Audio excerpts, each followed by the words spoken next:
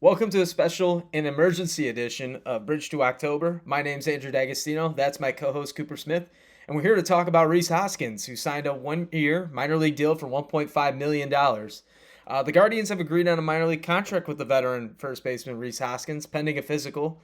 The deal includes a invite to Major League Spring Training and would pay him $1.5 million, as we said earlier. If he makes the opening day roster, this is just a low risk move for a proven power bat that the Guardians really need. The 32-year-old spent most of his years with the Phillies. He had that breakout 2019 season, like a lot of people did during 2019, the Juice Ball era. And then 24 and 25 with the Milwaukee Brewers. Overall, his statistics are pretty well. I mean, 120 OPS plus, 186 home runs, career home runs, and 12.1 WAR, which is pretty, average, I would say. But he's had a pretty solid career so far. Um, then last year in Milwaukee, he missed a handful of games due to a thumb injury. He batted 237 with 12 bombs and a 718 OPS. Coop, what were your initial thoughts of this signing? Dude, it sounds like he's already our third best hitter. Um, Yeah. no, dude, I wanted him from the beginning of the offseason because we weren't going to go get Pete Alonso or Josh Naylor. It just felt like this was going to be a move, a low risk move the Guardians would make. And I mean, it waited till the end of February, but made the move. Finally a right handed bat with some pop, something this team desperately needs. Postseason experience, too. This group's had a little bit of a taste, but they're missing that. Besides Ramirez, they're missing that one big veteran guy that's been there before. I think Hoskins, if this team makes the playoffs and if he plays well, he's going to provide he's going to be really beneficial in the playoffs.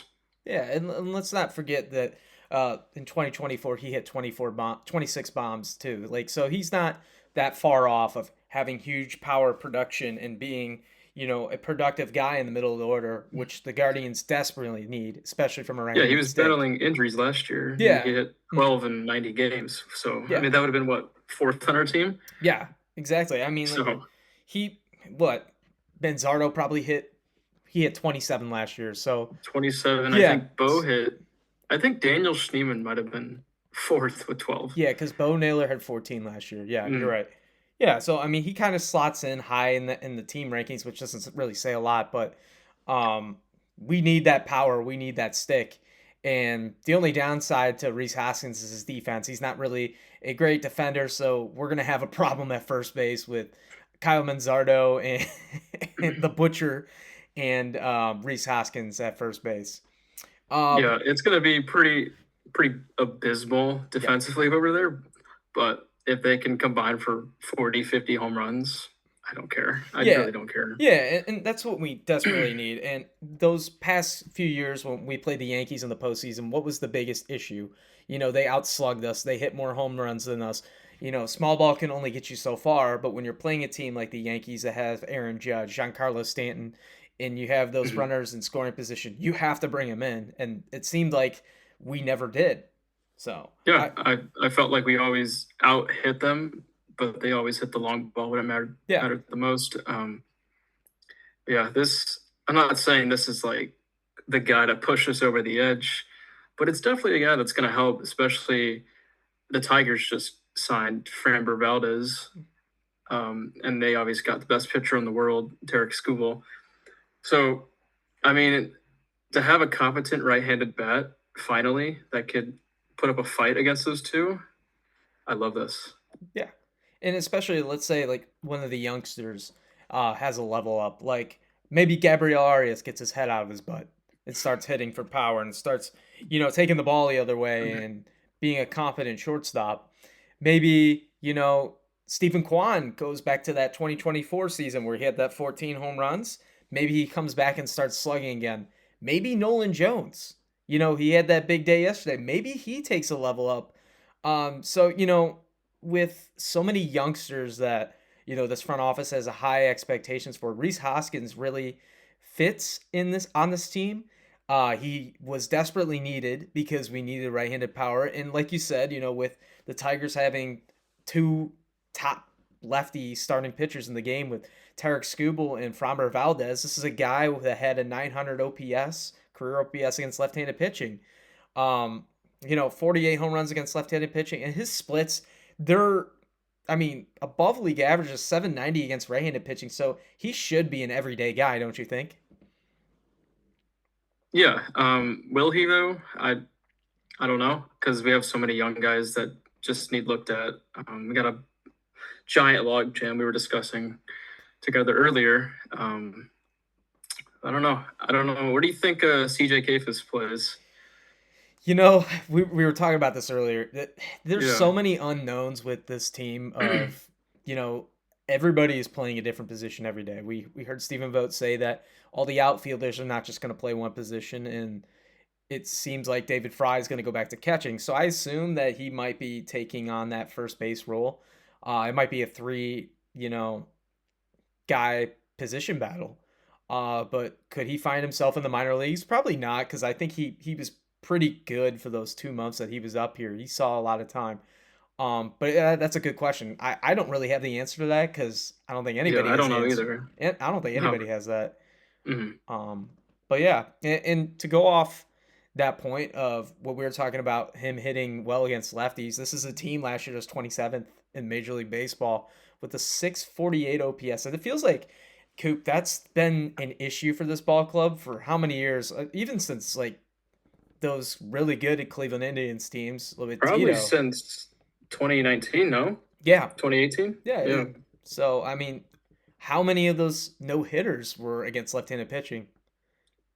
What, all of them? I don't Yeah, know. yeah. So I mean, I think this is a great move. What do you think? I know you touched on it a little bit.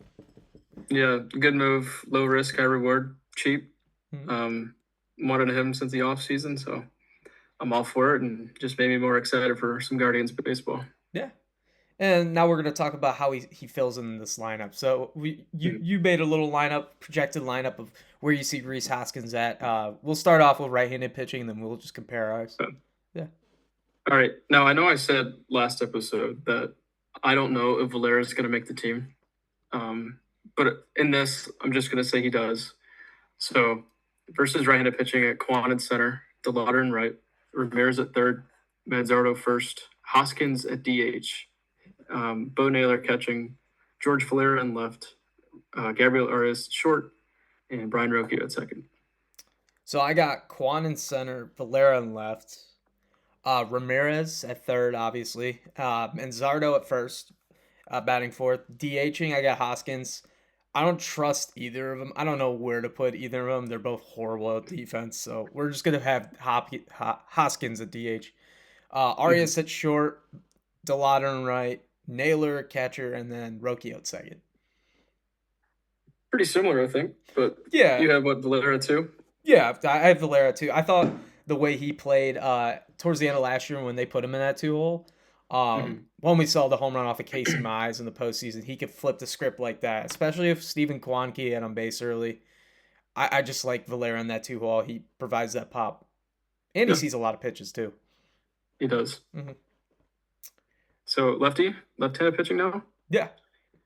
Okay, so Tarek Skubal's on the mound. I have Stephen Kwan in center, David Fry catching, Jose Ramirez third. I have Reese Hoskins hitting cleanup, playing first. Kyle Manzardo, DH, Chase DeLauder right, Gabriel Arias short, George Valera left, and Brian Rocchio at second. So I got a little bit of a mismatch. I was just kind of playing manager in MLB The Show. I'm not gonna lie. Okay, I got let's hear it. Stephen Kwan in center, David Fry in right, batting second, Jose Ramirez third. In right field. Yeah, yeah. I don't know, man. I know they talked about him not playing in the outfield in spring training, but they got to play him somewhere, right? Yeah. Manzardo at first, batting fourth. Hoskins at DH again, batting fifth. Arias at short. DeLauder in left. Rocchio at second, and then I got the no other than the goat, Austin Hedges catching behind the plate. Wow, dude, he better not get more than 150 plate appearances this year. You're gonna rip your eyes out if he does. But I'm gonna be so he upset. owns Tarek Skubal though, Yeah, and I he guess he walks. does. He Hold walks. on, real quick. What is Yeah, his go on Stat News. We'll talk about that. Um, Austin Hedges? but I do have a question for you after you look that up. Let's say Eniel Martinez makes the team. Do you Mm, think he's going to hit more as a righty than he is a lefty just because of the splits? And I know that Stephen Vogt loves his platoon guys.